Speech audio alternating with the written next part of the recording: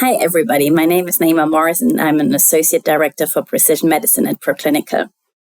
This interview series is focused on gaining insight and advice from life science leaders on their experience and journey into executive leadership.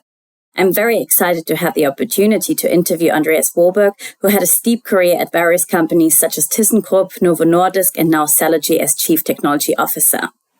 Let's get into this. Hi, Andreas. Thank you very much for taking the time today to do this interview with me regarding your career into C-suite. I really appreciate it. You're welcome for that. And hi, Naima. Good to see you again. And you. So let's just jump straight into this. How did you achieve the jump from being a director into becoming a board member and part of the C-suite? Yeah, I think it's primarily built on networking and network references and the reputation you have built over time. I think all the positions in my life that I have been, developing have all been built on capabilities and exposure and the willingness to take new roles and responsibilities. Not really that I have necessarily applied to a job per se and then got that. I mean, that was also part of it, but all my career is really built on networking, reputational connections. I believe that at the end that quality really prevails and stays. And if you're doing excellent work, I think on all levels and are relevant for a certain position, you will be noticed. And then it takes some push and maybe opportunism from your side to climb that. That's what I would say is definitely the main driver behind that. Great. Mm-hmm. Okay. And what would you say were the most important skills that you had to learn when you made that jump? I mean, there's a history behind getting there, right? And particularly for C-level and board type of activities, so executive decision environments, and I think it's a lot about stakeholder management that had to be developed significantly from my end. So to build alliances, for example, outside a boardroom or outside the C-suite, to be able to manage decision-making is one aspect. Often dialogues, separate meetings to clarify agenda points or prepare strategically when you go for executive meetings, for example, is part of that. So I think I'm coming from a very strong operational and tactical background. And I've improved my larger strategic and interconnecting skill set, almost chess-like, I would say. So intellectual capabilities in this area, human interaction, what drives decision-making massively. I think this is what I really had to pick up and step up on to get there, which is not what you're exposed to in different levels or different positions, I would say, to this extent. Okay. Good. And how did you deal with failure, rejections, and how to build resilience? Yeah, that's a very good point. I think most important for me is the private back office. So family, nature that is around me gives me resilience and the power and strength to take whatever it is. Because, of course, rejections and failures are part of everybody's walk of life, I guess, and particularly in professionalism, on that, sometimes you cannot maybe, it's also how you define what a failure is, right? But I think charging your battery is what pretty much everybody needs. So having a good work-life balance that's able to carry you along and sustainable is key to health and resilience, in my opinion. And that's why I'm, for example, here in Denmark and not anymore in Germany. So on top of that, I would say clearly, colleagues, peers for reviewing a dialogue is key to that as well. So as in private life, to share on various stretch it to other shoulders as well, to carry that forward. And generally, I have an extremely positive attitude towards everything. So that said, I always, no matter what it is, next morning, the life goes on, stand up, and it's a mentality issue. And also here in Denmark, we have an okay to fail culture. That's quite important as well. I think it's like, failure is a great master. You will learn a lot. It's a good headmaster that will, teach you a lot of things. So failure is part of that. If you always So that's how I see that, I would say. So I guess also it means that when people do mistakes, that's okay as long as they don't do them twice. Yeah, well, for sure. Not twice in the same way, right? Failures should happen. I really enjoy also transparency and being open to talk about failures. There's a lot of people or cultures who are not allowed or not willing to talk about failures or mistakes, while it's part of human, I would say, our blueprint. We do a lot of failures all the time, and we have to learn from them. So it's very important you embrace them and make them part of your journey or part of your professional, maybe, assignment that you have. Very good. And obviously, everybody has their own ways in getting to an executive leadership position. What would you say, in your opinion, which books, trainings, seminars, groups, people had the most learning impact for you, and why? Yeah, I'm not really, despite I'm quite a bookworm, I'm not really the type of person who reads books about strategy or whatever, philosophies, etc., that then inspire or drive, or I try to copy this into my life. I think I realized over the past 15 years that I'm much more influenced by people and people's interaction.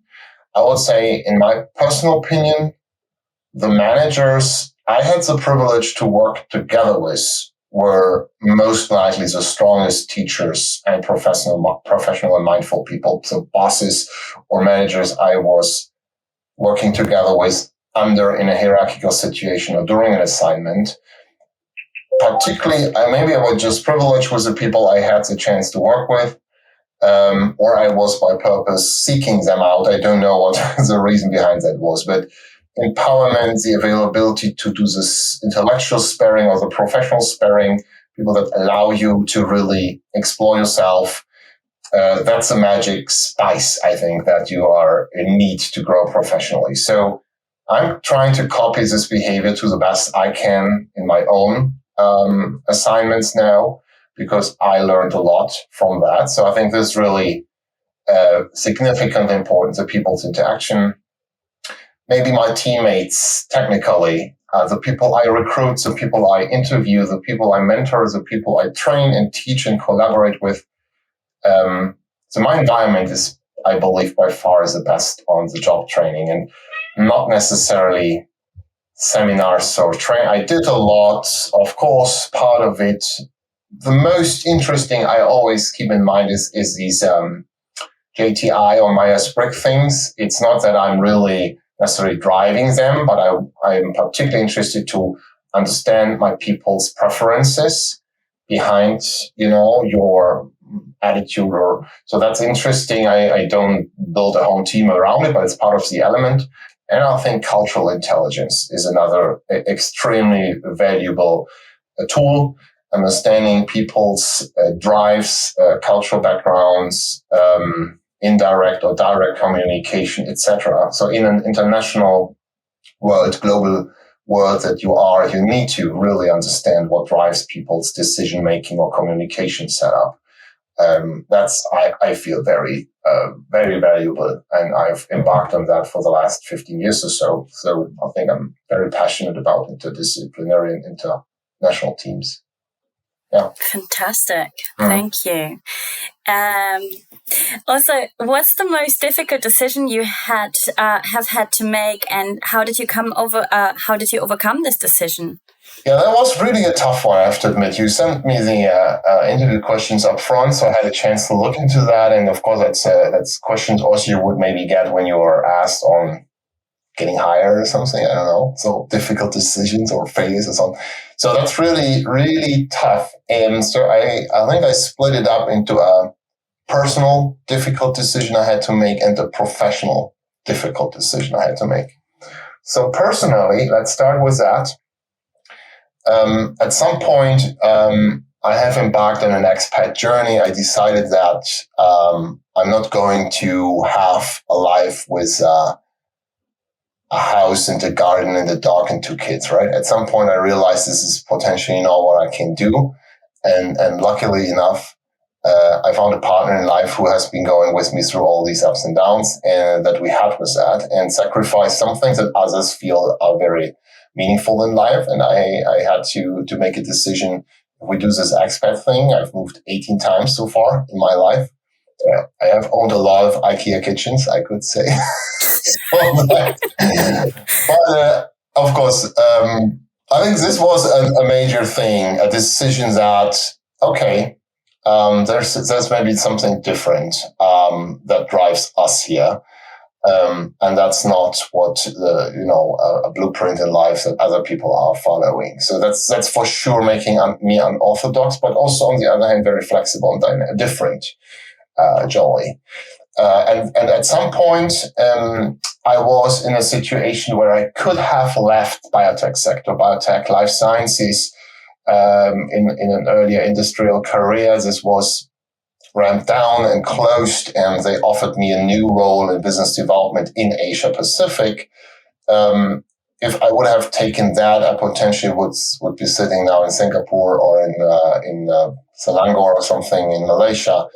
And I've decided against, despite it was a unique growth opportunity, and maybe I would have been in a very different position now, but I decided against that, and I don't regret it. But it was difficult at this point. It's like maybe abandoning something you're very passionate about.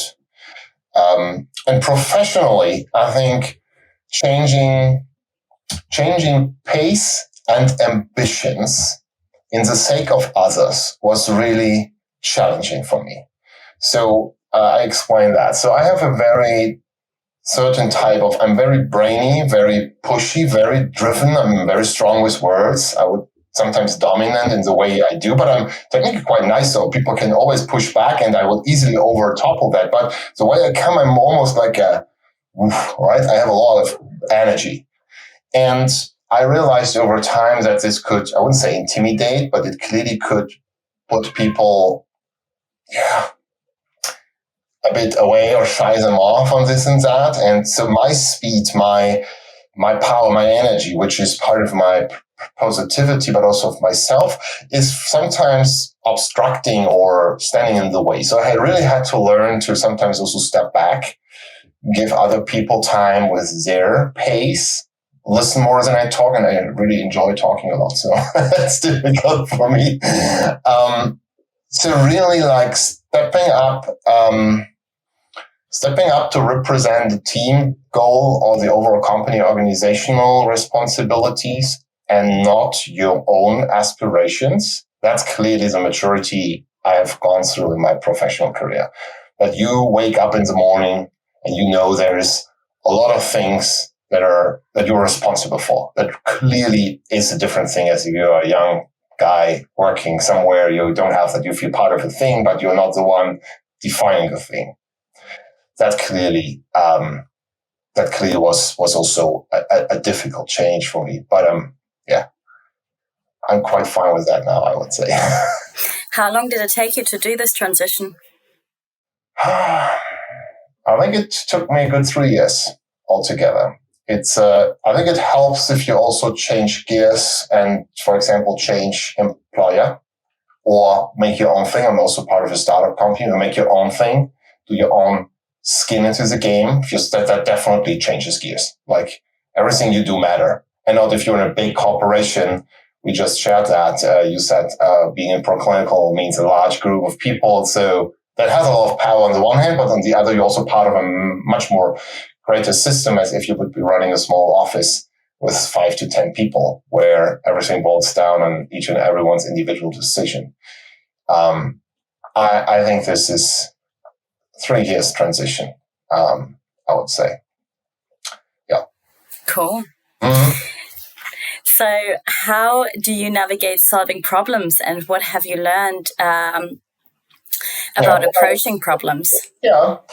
I mean, people who know me, work with me, I hope would clearly say that I'm this type of person that, I never give up. I'm like a terrier, right? I never give up. I mean, whatever happens, I find a way. Sometimes even if it's not with the head through the wall, that's really not me. sleeking around, I always find a way to get what I want, the one way or the other. Yes, compromises are sometimes part of the deal. I'm not saying that I'm the one who always wants to be right. I'm very reflective, but I've been trained as an engineer, so I'm seeing myself as a problem solver. So my professional attitude is a lot about fixing things, making things happen that people can use.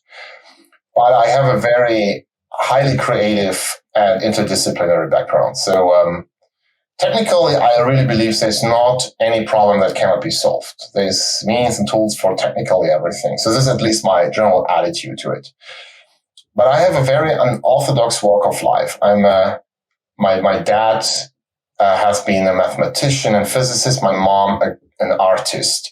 And I've been the privileged to really use both these type of my brain to approach things. So one fostering this, the other that. I'm a trained biologist by training, in fact, a botanist. So I come from a very different organismic life science background. And I joined workforce and became an engineer, business developer, salesperson. And now I have taken all kinds of responsibilities. I think I'm very unorthodox if it comes to that. And I think I'm quite smart in making use of my different experiences to apply to problem solving. So my outside the box angle and approach often helps, I think, my team or myself to make a difference on working together, particularly if it is interdisciplinary, intercultural, and first of its kind. Well, things that nobody ever really did before. There's no blueprint for it, right? So creativity is a strong element of it, but then you need to bring it to an end, and this is where an engineering mindset helps as well. That, in a nutshell, maybe sums it up. Very good. As you just mentioned literally just now that you're really ambitious, I mean, that leads me straight to the next question, that you're ambitious and determined and with a never-ending passion and enthusiasm for bio-based economy. Yeah. What does drive you? Yeah. I think this is really true. I mean, I hope it's not overstating and saying that about yourself, but I mean, everybody who knows me, works with me, knows I'm very ambitious and very energetic, right? I mean, I love to motivate people about things I'm knowledgeable about. I mean, that's why I also like to teach and mentor where I'm asked to do, because I really enjoy sharing and also getting something back, not just, but I like to educate as well because I love knowledge and science. I know a lot of things. So that's a foundation of it. Constantly curious about what's behind the next hill. I always sometimes wonder, there's people like me, I guess, all around the world that must be back in Stone Age days who have, always thinking what's behind there and not stay in the cave. And there's clearly something, like Bilbo from The Hobbit, right? I mean, all these hobbits staying in the Shire, which is beautiful, but one guy just thinks like, what's outside? I mean, he was crazy. Why the heck are you walking there? And well, he's quite on an adventure, I guess. I think passion and enthusiasm is driven by these incredible, capable opportunities that life science bring to mankind. I mean, just looking around what's happening on this planet, if you have an organismic biological background like myself, and you understand a lot about how life functions and what has made this all happen, and then you deep dive into the science and the engineering of that, how life is engineered, and you understand that you are embarking on a journey as human to be able to have tools and understanding of altering or making use of that, what an incredible opportunity that is. We're just on the tip of the iceberg. So for me, it's so obvious that every problem we have on this planet is human made or, well, have some cosmic problem, but life can face that all. It's absolutely has always been. So that fascinates me. And I think the passion is that I feel we human, right? We are the only species on this planet who can really make decisions on how our fate is going. We can share water with others. We can share life and habitats with others. It's in our power. No other species on this planet can do that. I feel this is an incredible responsibility, but also chance. And I feel like I want to inspire other people to make them aware how unique we are as a species and how beautiful this planet is and this environment around us, and that we should do whatever we can, to prevail, to grow, to maybe also create new, finding a bit our balance with the world we are in. That's maybe a good part of it, I would say. And other than that, good work-life balance. I had a significant loss in my life a while ago. And I think this decided me to investigate more on purpose and passion in my life. And there's always a good advice to play on your strength. So I've reflected a lot on my skills and my deficits and embarked on a journey to learn more about balance and rewards and happiness. That's why I'm here in Denmark, in fact. So I think this is maybe sometimes you need a significant thing in your life that make you think about that. And then, driving your purpose. This is what is the underlying fundamental for this. So as you hear, I'm quite energetic. I can talk a lot about it, but clearly defines me. Yeah. That sounds so inspirational, really. And I think it's so important to have dreams and motivations in life because they push us. They really, really push us. And I personally think that it's so important to have those goals. I agree. It's also at the end, you could have as many patents or as many technological understanding or as much money. At the very end, I feel what really relates to people are stories you can tell. No matter where you are in your life, but it's stories we are writing, like chapters in a book. And, this is how I feel like human is a storytelling society to a good extent. I think that's kind of based on our maybe genetics or history. And I think we all want to do that, all listen to stories, all want to tell our own. Yes. I agree. Thank you so much. What key advice would you give aspiring leaders then? I think, everybody is individually different. And that's also something, embrace the individualism, right? And people tend to quickly put others into boxes. Your gender, your education, your looks, your age, whatever it is, because our mind functions like that. Our brain needs to sort out things, so we put people or things we explore into kind of a system. That's how it can be very misleading. I think definitely one element is to stay curious about the people around you. Try to understand what drives this personality. Make the power of people's interaction part of your journey. I think at the end, it's a people's business. It's face-to-face. It's handshakes in whatever way, or bowing, or whatever. It is relationships between people that make things happen. It's almost like if someone is organizing a party, right? A lot of people would like to come, but there's always some who need to, somebody needs to set the dates, somebody needs to organize who's bringing the food and so on. So there's people who drive this. So the others are happily part of that. But if you are a leader, you're this party organizing person, right? You are the coach of a football team, for example. I feel totally the Danes are using a very shallow hierarchical system. We have a very strong approach. Our C-level, it's not like in other environments like in Germany, where there's often closed doors on a different level and there's an entourage of people shielding these decision makers. That's poor if it comes to certain, I would say, type of leadership. It's okay if you want to run a firefighting brigade, that's fine. But in a creative environment where you need interaction with everybody, often people around you who are smarter than you, how do we get them involved? I'm a big fan of that, and Denmark plays totally to my strengths in being able to do that. So other than that, I think a really good advice is networking is key. I said that in the very first beginning, how I got where I got. A former boss and friend of mine always said, drop seeds wherever you go and nurture and foster these relationships. So multiple levels and layers and channels, because you never know where this ends up. Adopting language and pace and intensity, I would say, on your network. Get involved, find allies, common chemistry, I don't know if it's just me, but I have the feeling, I mean, you find people who are like-minded. You find people who like you. I mean, it's a human thing. And then network is an absolute game changer to career development, but also purposeful way, I think, on making a difference because you influence others and you get influenced by others. So that's really my advice, I would say. Networking, build large networks, influence others, and get influenced. Great.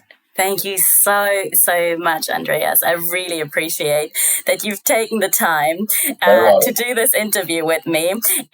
Before I let you go, I have one last question. Yes. As part of our series, we will be interviewing other inspiring leaders in the life science industry. What would be your questions to them? Yeah, I've been thinking about that as well. And one of the things that I do face is like a leadership challenge. I think it can become quite lonesome at some point. So around you, there is maybe no other executives who keep up to your own aspirations, or there's just simply fluctuation of people. People move on and off, and you don't really have a stable partnership with somebody on your level or ahead of you that you can do some sparring with. Sometimes just a simple lack of expertise, skill, or talent around you is, in my opinion, not so uncommon. So one of my questions would, for example, be how do you manage to develop yourself further on a real, maybe exceptional level? I mean, not on everything you do on the day-to-day job basis. That's clearly every month, every hour you do something you develop. But on exceptionalism of being excellent, if you're pretty alone with your skill set, how do you do that? Amazing. Thank you so much, Andreas. You're welcome. It was great speaking to you. Likewise. Thank you so much for having the opportunity. I really look forward to also hear more of other interviews and other talks on this topic. Fantastic. Thank you.